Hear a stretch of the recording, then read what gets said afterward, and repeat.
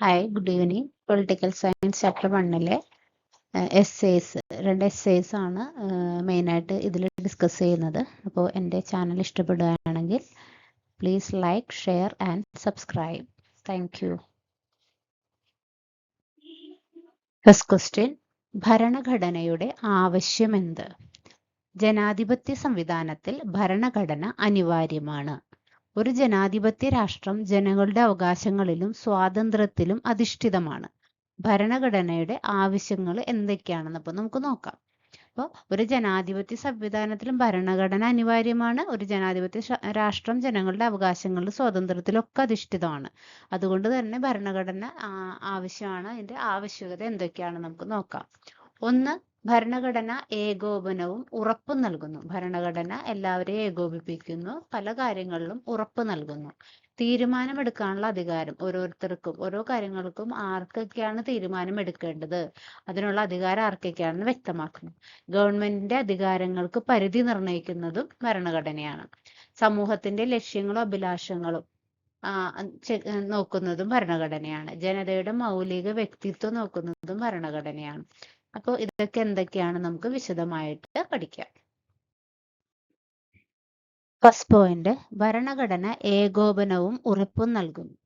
ഒരു രാജ്യത്തിലെ എല്ലാവർക്കും പൊതുവായിട്ടുള്ളതാണ് ഭരണഘടനയും അതിലെ വ്യവസ്ഥകളും, അല്ലെ? നമ്മൾക്കൊക്കെ വ്യത്യസ്ത വിഭാഗങ്ങളാണ്.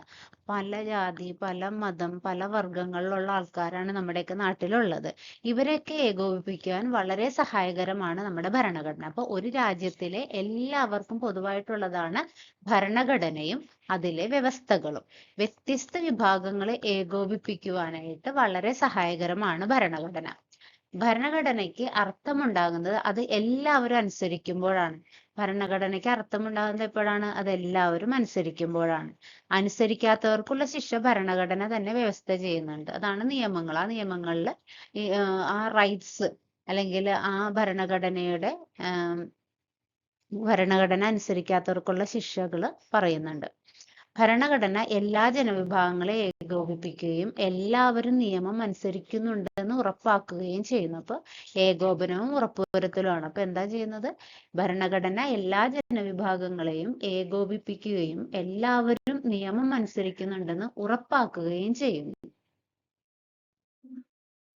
നെക്സ്റ്റ്, രണ്ടാമത്തെ പോയിന്റ്, തീരുമാനം എടുക്കാനുള്ള അധികാരം വ്യക്തമാക്കുന്നു. അപ്പൊ ഭരണഘടനയിലാണ് ഓരോ മേഖലയിൽ ആരൊക്കെയാണ് തീരുമാനം എടുക്കുക എന്ന് വ്യക്തമാക്കുന്നത്.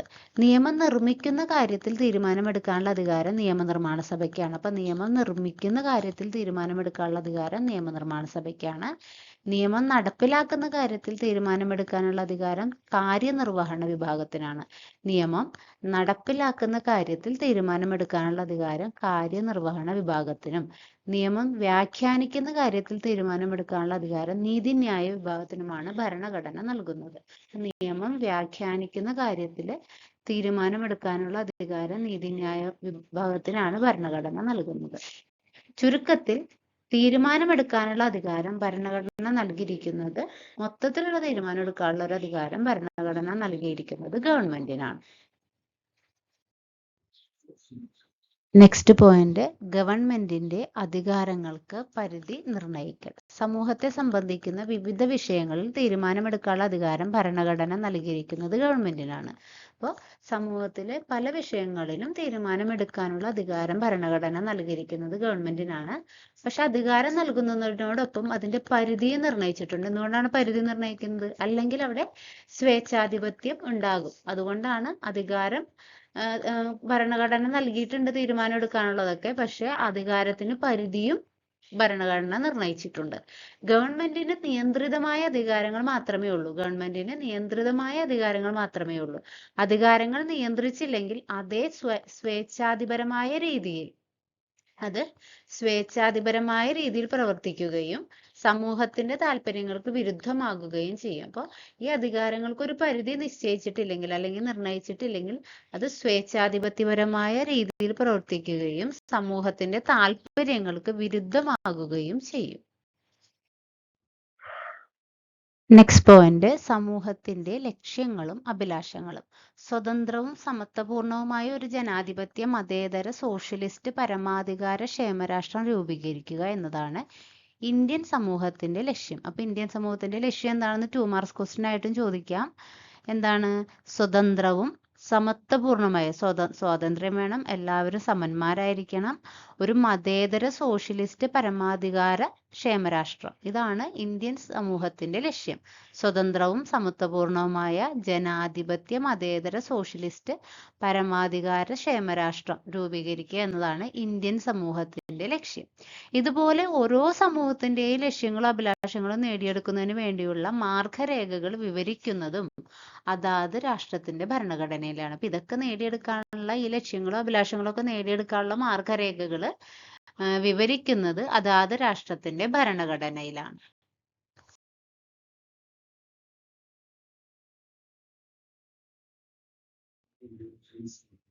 അടുത്തൊരു ക്വസ്റ്റ്യൻ, ഭരണഘടനയെ ആധികാരികമാക്കുവാൻ സഹായിക്കുന്ന ഘടകങ്ങൾ ഏതൊക്കെ? ഭരണഘടനയെ ആധികാരികമാക്കുവാൻ സഹായിക്കുന്ന ഘടകങ്ങൾ. അപ്പൊ ഭരണഘടന എന്തിനു വേണ്ടിയാണ്, അതിന്റെ ആവശ്യകത എന്തെന്നുള്ള പോയിന്റ്സ് ആണ് നമ്മൾ നേരത്തെ ഡിസ്കസ് ചെയ്തത്. ഇനി ഭരണഘടനയെ ആധികാരികമാക്കുവാൻ സഹായിക്കുന്ന ഘടകങ്ങൾ ഏതൊക്കെ?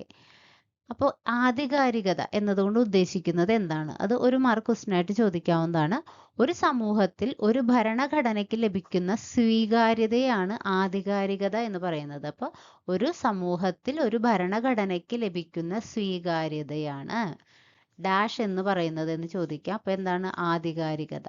ഒരു ഭരണഘടനയെ ആധികാരികമാക്കുവാൻ സഹായിക്കുന്ന ഘടകങ്ങൾ ഏതൊക്കെയാണെന്ന് നമുക്ക് നോക്കാം. 1, പ്രഖ്യാപന രീതി. 2, ഭരണഘടനയിലെ മുഖ്യ വ്യവസ്ഥകൾ.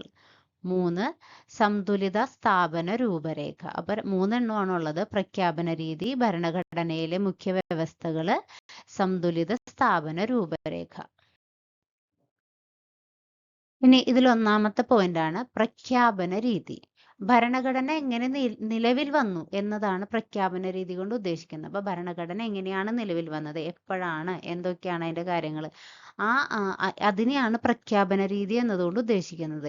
ഇന്ത്യൻ ജനതയുടെ ലക്ഷ്യങ്ങളും അഭിലാഷങ്ങളും പ്രതിഫലിക്കുന്ന രീതിയിൽ ഭരണഘടന ഉണ്ടാക്കാൻ പ്രാപ്തരായ പൊതുസമ്മതരും ആദരണീയരുമായ നേതാക്കൾ അടങ്ങുന്ന ഒരു ഭരണഘടനാ നിർമ്മാണ സഭയാണ് ഇന്ത്യൻ ഭരണഘടന ഉണ്ടാക്കിയത്. അപ്പൊ ഇന്ത്യൻ ഭരണഘടന ഉണ്ടാക്കിയത് അതിന് പ്രാപ്തരായ പൊതുസമ്മതം എന്ന് പറഞ്ഞാൽ എല്ലാവർക്കും പ്രീതിയുള്ള, അവരും ആദരണീയരുമായ നേതാക്കൾ അടങ്ങുന്ന ഒരു ഗ്രൂപ്പാണ് നമ്മുടെ ഇന്ത്യൻ ഭരണഘടന ഉണ്ടാക്കിയത്. അതുകൊണ്ട് തന്നെ 2 കൈ നീട്ടി നമ്മുടെ ഇന്ത്യൻ ഭരണഘടന ജനങ്ങൾ സ്വീകരിച്ചു. ഒരു ഭരണഘടനയെ ആധികാരികത നിർണയിക്കുന്നതിൽ പ്രഖ്യാപന രീതിക്ക് വളരെ പ്രധാനപ്പെട്ട സ്ഥാനമുണ്ട്. അപ്പോൾ ഇതെങ്ങനെ വന്നു, എന്താണെന്നൊക്കെയുള്ള കാര്യങ്ങൾ നമ്മൾ പറയുമ്പോൾ ഈ പ്രഖ്യാപന രീതിക്ക് ഒരു ഭരണഘടനയുടെ ആധികാരികത നിർണയിക്കുന്നതിൽ ഒരു വളരെ വലിയ സ്ഥാനം തന്നെ ഉണ്ട്. രണ്ടാമത്തെ പോയിന്റ്, ഭരണഘടനയിലെ മുഖ്യ വ്യവസ്ഥകൾ. ഒരു ഭരണഘടനയിൽ പറഞ്ഞിരിക്കുന്ന വ്യവസ്ഥകൾ എപ്പോഴും യുക്തിസഹമായിരിക്കണം, തൃപ്തികരവുമായിരിക്കണം. ആർക്ക്? ജനങ്ങൾക്ക്. അപ്പോൾ ഒരു ഭരണഘടനയിൽ പറഞ്ഞിരിക്കുന്ന വ്യവസ്ഥകൾ ഒരു കൂട്ടരെ മാത്രം സ്വാധീനിക്കുന്നതായിരിക്കരുത്. മൊത്തമായിട്ട് എല്ലാ ജനങ്ങൾക്കും യുക്തിസഹവും തൃപ്തികരവുമാവുന്ന രീതിയിലായിരിക്കണം. അങ്ങനെയാണെങ്കിൽ മാത്രമേ അത് ആധികാരികമാവുകയുള്ളൂ. ഇപ്പൊ ഒരു ഭരണഘടനയിൽ പറഞ്ഞിരിക്കുന്ന വ്യവസ്ഥകൾ യുക്തിസഹവും തൃപ്തികരവുമാണെന്ന് ജനങ്ങൾക്ക് മനസ്സിലായാൽ അത് കൂടുതൽ ആധികാരികമാവും. അതായത് ഒരു സമൂഹത്തിലെ എല്ലാ വിഭാഗങ്ങൾക്കും സ്വീകാര്യമായ വ്യവസ്ഥകളായിരിക്കണം ഭരണഘടനയിൽ ഉണ്ടായിരിക്കേണ്ടത്. പ്രത്യേക പരിഗണന അർഹിക്കുന്നവർക്ക് അത് നൽകുന്ന വ്യവസ്ഥകളും ഭരണഘടനയിൽ ഉണ്ടായിരിക്കണം. ഇപ്പൊ നമ്മൾ റിസർവേഷൻ ഒക്കെ കൊടുക്കുന്നത് അതിന്റെ ഭാഗമായിട്ടാണ്. അടുത്ത പോയിന്റ്, സന്തുലിത സ്ഥാപന രൂപരേഖ. സന്തുലിത സ്ഥാപന രൂപരേഖ എന്താണ്? സന്തുലിത സ്ഥാപന രൂപരേഖ എന്ന് പറയുന്നത് ഭരണഘടനയിലെ വിവിധ വ്യവസ്ഥകളും സ്ഥാപനങ്ങളും പരസ്പര പൂരകമായി വരത്തക്ക രീതിയിൽ സംവിധാനം ചെയ്യുന്നതിനെയാണ് സന്തുലിത സ്ഥാപന രൂപരേഖ എന്ന് പറയുന്നത്. സന്തുലിത സ്ഥാപന രൂപരേഖ എന്ന് പറയുന്നത്.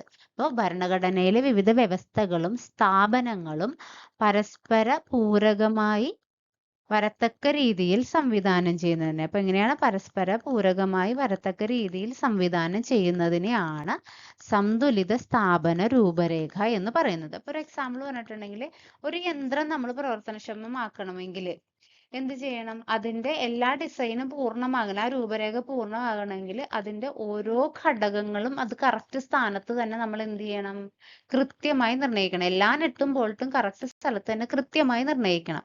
എന്നാൽ മാത്രമേ അത് അതിന്റെ വർക്കിംഗ് പൂർണ്ണമാകുള്ളൂ. ഇതുപോലെ തന്നെയാണ് ഭരണഘടനയിലും. അപ്പൊ എല്ലാം പരസ്പര പൂരകങ്ങളായി വരത്തക്ക രീതിയിൽ സംവിധാനം ചെയ്യുന്നതിനെയാണ് സന്തുലിത സ്ഥാപന രൂപരേഖ എന്ന് പറയുന്നത്.